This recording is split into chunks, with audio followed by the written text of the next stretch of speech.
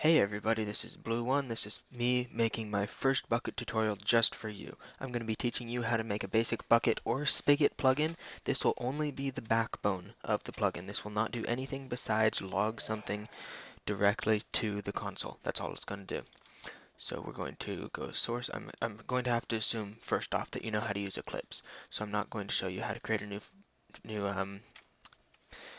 project or anything of that sort. Just going to be teaching you only Bukkit, only Spigot, not how to run a server, make a server. I can do that in another tutorial if you request it in the comments below. So for now, we're just going to create a new package. We're going to name it me.blue1. We'll name it first, just because. No, me.blue1 is because I don't have a website. Otherwise, I would do org.websitename.whatever. Um, So blue1 being my username, my Minecraft username, I'll put in me.blue1.first. Now I'm going to finish. We'll go create a new class, and we'll call this one main. Alright, there we go. We're going to have it extends Java plugin. There are some things that you just must memorize with making a plugin. This is one of those things.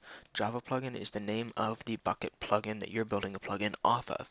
So it's not actually named spigot.jar, bukkit.jar inside the plugin, it's named Java plugin, and it's a plugin for Java.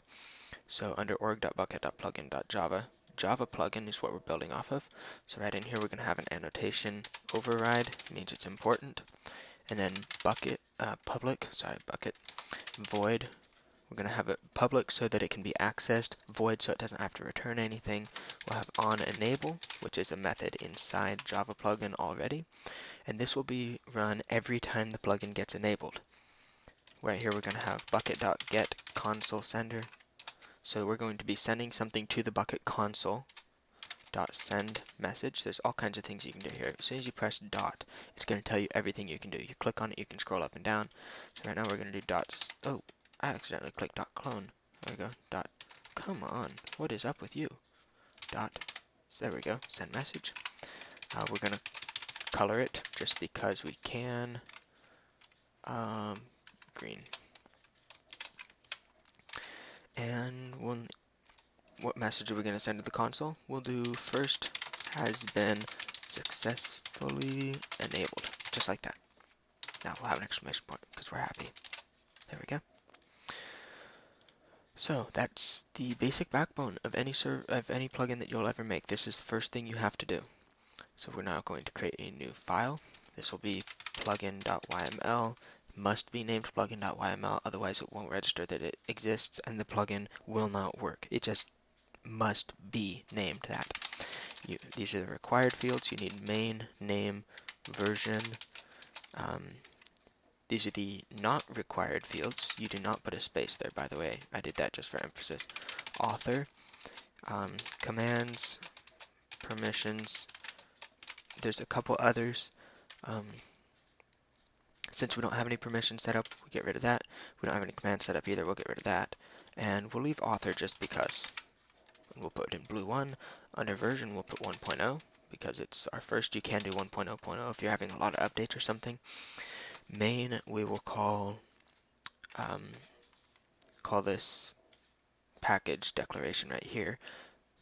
So me.blue1.first is what we're going to use because that is the path to the main class, which is this main.java right here. So, whoops, I just clicked on the wrong thing. I do that a lot. Okay, main, we'll paste that in there, dot main, just like that. And now under name, we will have first.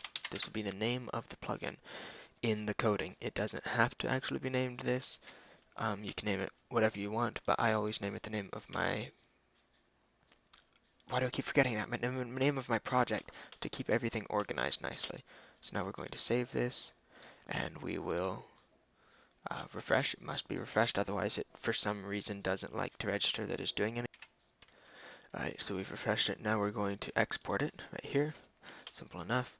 We'll export it as a jar file. We don't want to export it as anything else. And we'll browse, we'll find our tutorial server, whatever server you've got, you find that, you go to plugins, and we do, I can't get rid of that.